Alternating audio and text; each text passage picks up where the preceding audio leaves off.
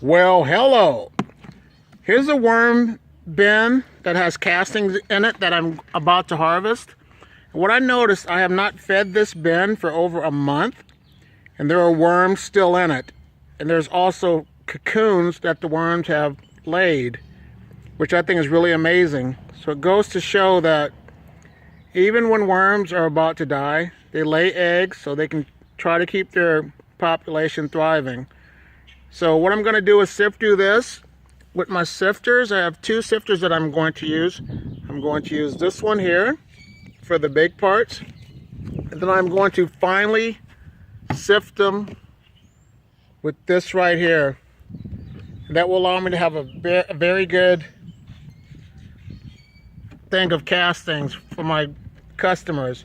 And the worms that I do find in here, I'm going to use a bucket, put some castings in it just so they can go down. Then I'm going to try to save what I can.